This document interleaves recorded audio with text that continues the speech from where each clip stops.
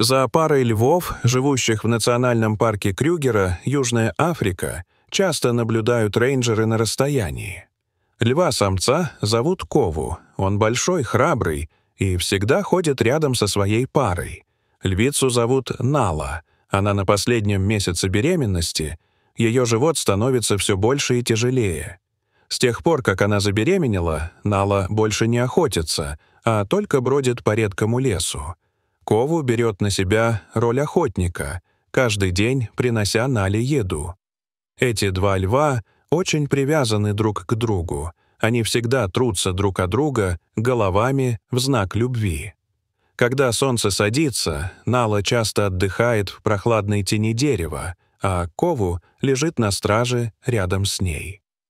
Пара львов привлекает многих посетителей своей абсолютной привязанностью и верностью.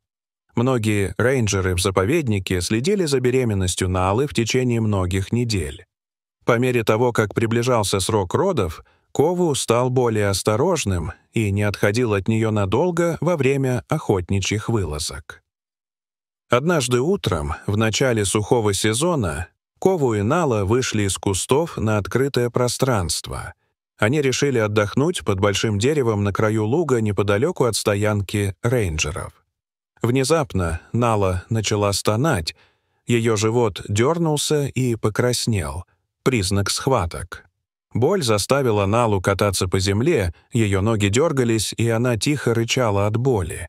Кову был сбит с толку, не зная, что делать, но заревел, поднимая тревогу на всю округу. Рев Кову эхом разнесся по лугу, привлекая внимание рейнджеров, патрулировавших поблизости. Нала начала тяжело дышать, из ее глаз потекли слезы, а тело затряслось от сильной боли. Кову попытался лизнуть свою подругу в лицо, чтобы успокоить ее, но Нала все еще не могла справиться с сильной болью. Наконец, Нала рухнула на землю, завалившись на бок, слабо дыша и медленно угасая. Кову отступил на несколько шагов, заревев еще яростнее. Его глаза смотрели вдаль, словно в поисках помощи. Вокруг не было других сородичей, только Кову и смутная надежда, исходившая от людей. На земле под животом Налы появилось небольшое пятно крови, заставившее Кову нервно зарычать. В небе кружили несколько стервятников, учуявших запах крови, но Кову не сдвинулся с места. В бледно-желтом утреннем солнечном свете сцена наполнилась тревогой и печалью. Для Налы это был момент жизни или смерти, либо она будет спасена, либо все закончится здесь. Итан и Табо ехали на патрульной машине в восточном районе Крюгера, когда услышали необычный рев. Они остановили машину, забрались на капот и с помощью бинокля проследили направление звука. Издалека они увидели самца льва Кову, стоявшего рядом с лежащей на земле и истекающей кровью львицей. Осознав всю серьезность ситуации, они решили действовать быстро, чтобы вовремя вмешаться. Табо приготовил пистолет с транквилизатором, в то время как Итан достал из багажника аптечку.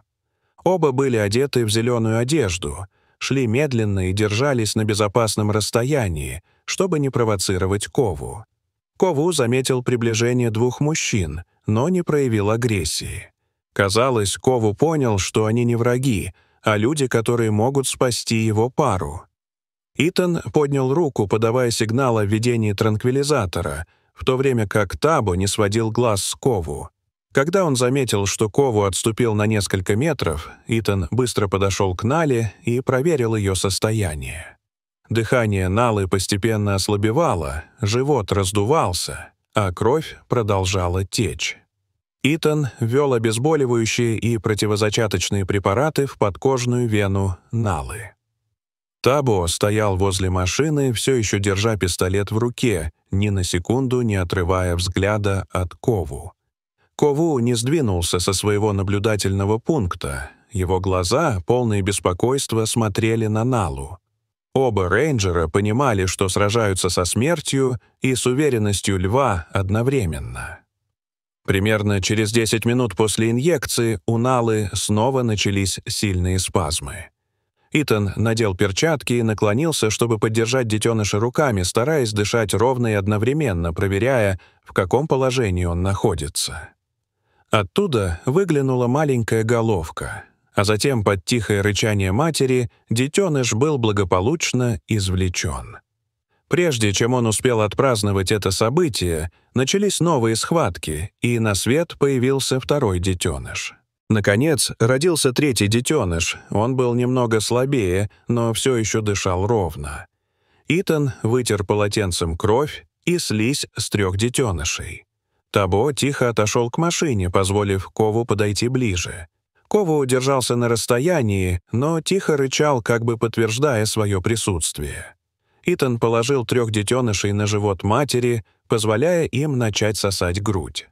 Нала все еще была без сознания, но к ней вернулся инстинкт кормления.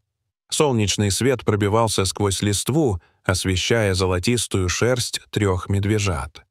Кову сделал еще несколько шагов и подошел ближе, не сводя глаз со своих детенышей. 2 рейнджеров молча посмотрели друг на друга, затем Итан слегка кивнул, давая понять, что задание выполнено. Казалось, весь лес погрузился в тишину, слышались только слабое дыхание и мягкое посасывание молока. Новая жизнь только-только родилась в дикой природе благодаря любви и доверии между животными и человеком. Итан отступил в сторону Табо. Оба они постепенно отступили поближе к машине, чтобы дать Кову пространство. Кову подошел ближе к своей подруге и склонил голову, чтобы нежно обнюхать детенышей. Он лег рядом с Налой и легонько лизнул каждого детеныша в лоб. Хотя Нала все еще дремала, ее рефлексы постепенно возвращались к ней. Она положила лапу на тело своего первенца, словно неосознанно обнимая его. Кову поднял голову и посмотрел на 2 рейнджеров, словно выражая им благодарность за понимание. Итан положил руку на плечо Табо, и они оба замерли, наблюдая за трогательной сценой перед ними.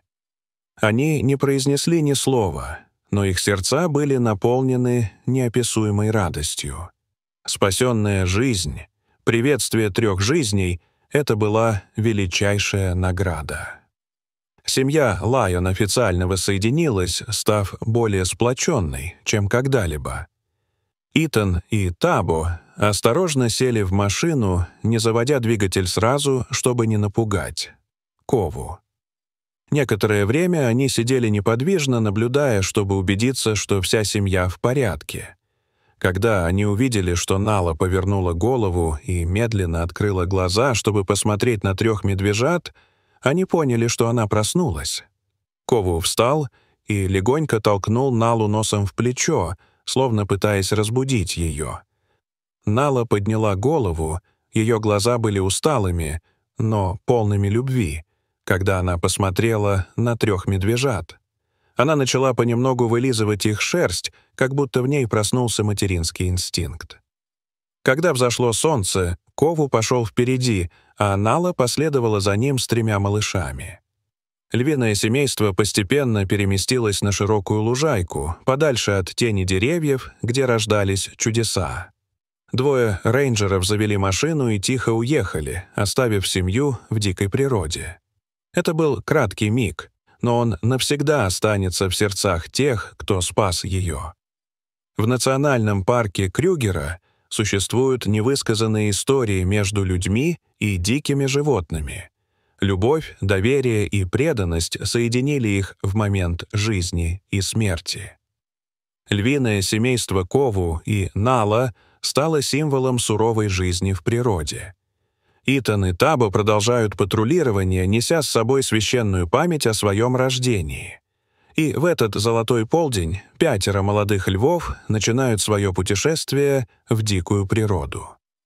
Что вы думаете об этой истории? Оставляйте свои комментарии в разделе комментариев.